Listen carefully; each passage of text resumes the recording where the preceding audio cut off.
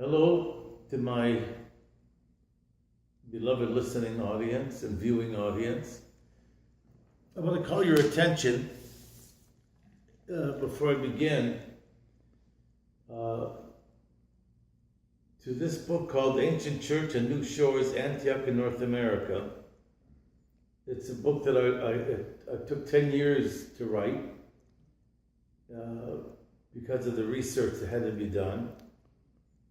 There are documents in the appendices that don't exist anywhere that I uncovered in various places, and it can be had at the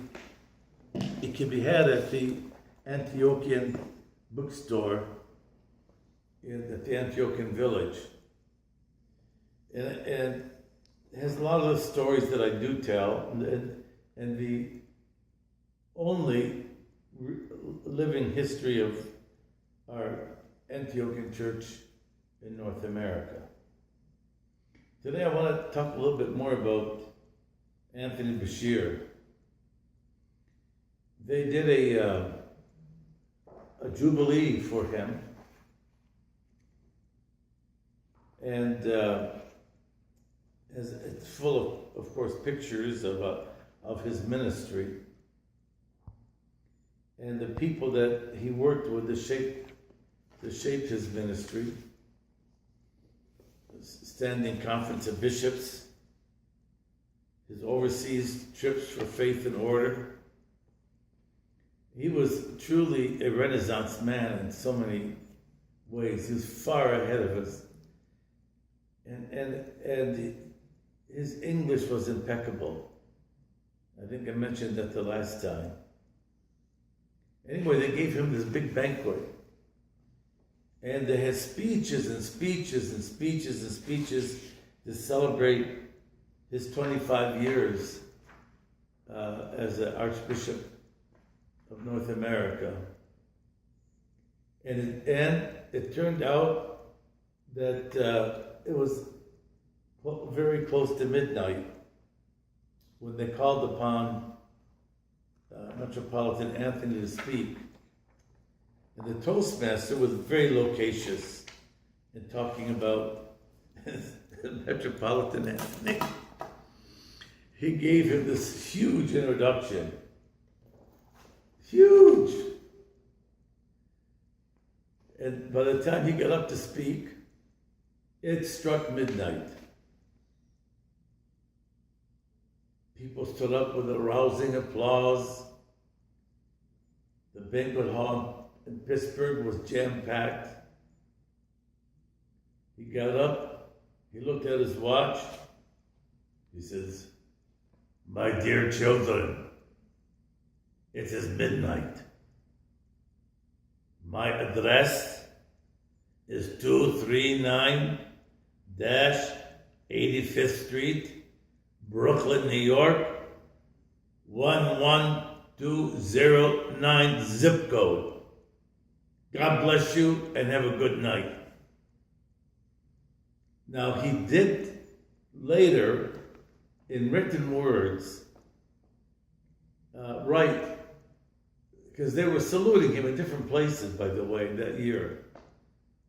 You know, in Boston and all types of ecumenical clubs. And when he gave his charge at the Archdiocese Convention that year, he said, "If I led the parade, you were the marchers. And if I didn't have the marchers, there would have been no parade. He did not, I never once heard him stand up and use the first person singular. Now you have to imagine his days. He ascended just before just as the war was going on, and there was a massive influx from the soldiers that were coming home from the Second World War. And what are some of the things that he promoted? He got, at the time, Archbishop Athenagoras, who later became Patriarch, and Leonte, who was the bishop of the then what they call Metropolia, to urge the government to put on the dog tags EO, Eastern Orthodox, to identify the soldiers, because they were either Catholic or Protestants or nothing. And they were able to lobby Congress, the president, and they were successful that our Orthodox boys would be designated by their faith, and that their orthodoxy would not be ignored. He helped start what they call the Federated Orthodox Churches, bringing all the hierarchs together. But he always gave deference to Athenagoras, or the Greek Archbishop, because at the time they were still the largest community in North America. And the Federation of Orthodox Churches later evolved into the Standing Conference of Bishops that was so successful in North America. You know, they had the first Pan-Orthodox liturgy in Pittsburgh on a mountain. Hundreds of choir members, thousands of people to participate in that liturgy. It says, I just want to read something here. I know I'm off the point a minute, but to show you how he was when dealing with authorities, American authorities. He entered into a spirited exchange with President Roosevelt when they were talking about their terms of office. Not only do I serve more terms, but the Archbishop went on to praise the president's oratorical talents. And he told them, if you need a job after you leave the White House, I'll ordain you one of my priests. You know, they got a big chuckle out of it. That he was so human. Here he is with Dewey, Governor Dewey, Orthodox, signing the bill for the recognition of the Orthodox faith in North America, with all the Orthodox bishops behind him. Before he died, one of his last visits was to Athenagoras. They really loved one another. They worked very closely, and you know, in those days we didn't have anything, but the Standing Conference of Bishops organized church school programs, college programs. And just as the Archbishop started during the war years, Soyo, so that the soldiers returning home from the war, this is my connection, that they would have a home in the church and a place to go, and a place in order to fulfill their creative energies and talents. They even wrote a song that said, "Rise the winds of orthodoxy, take us with thee, thy never-ending fire burning, orthodoxy." I mean, they had so much enthusiasm. When I was set aside as a subdeacon in New Jersey at Asbury Park, and I have the record. It was his inspiration for this divine liturgy in Asbury Park to be recorded. It is the first such piece, a live liturgy, that was ever produced in North America. Another first was that we had the first Orthodox Holy Week services on CBS's Lamp Unto My Feet. Van Mitchell and Pam Eilert of that station made a historic first in covering for the whole world to see selections of the Orthodox service. But what was amazing, it happened in Montreal, and it happened in at the time Paterson, New Jersey, where Christine Lynch and Professor Hilko, or in Montreal with Professor Voronkov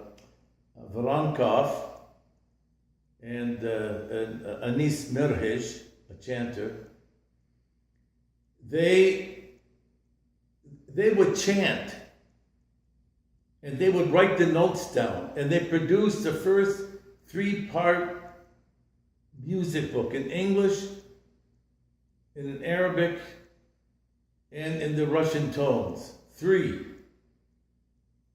That was the charm of the archdiocese.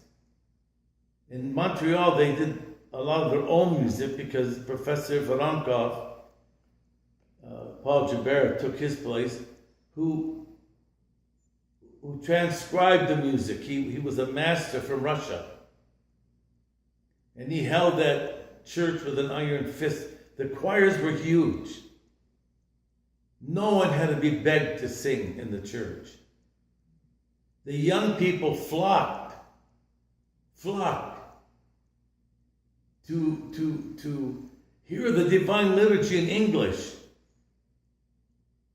Bashir, that's what he insisted. English. In fact, when he was consecrated, when he walked up on the high pulpit and began his opening sermon in English and saying that this will be the language of our liturgy in North America, a bunch of aerophones got up and walked out of the cathedral. But he was able to charm them back because they knew that their young people, especially those that went to war, you think that when they went to war they were speaking Arabic. They were fighting in English. And he wanted those young people, the emerging generation of Orthodox, to stay in the church. And his genius, the genius of this man, was he was Lebanese born from the village of Duma, the hometown of Father Leah Shalhu in Florida, because he's the Shal. because Bashir's family name is Shalhoub, not Bashir. And they're building a home there in his honor. Educated at the Balaban, and then at the famous law school in Beirut. And at a very young age, those hierarchs and those bishops saw something unique in him. And he began traveling to Portland, Oregon for Faith and Order with Gerasimos of Beirut. He went to England. He traveled. In addition to what I told you about last time, about the Pen Club in New York, where he transcribed the book of Khalil Gibran, the prophet, into Arabic. And when Khalil Gibran saw it, he said no one could have tailored this book other than Anthony Bashir. So I'll end on this note. So we'll do this in several parts. I want people to understand the life of our church in those early years. And we'll continue this. God bless you.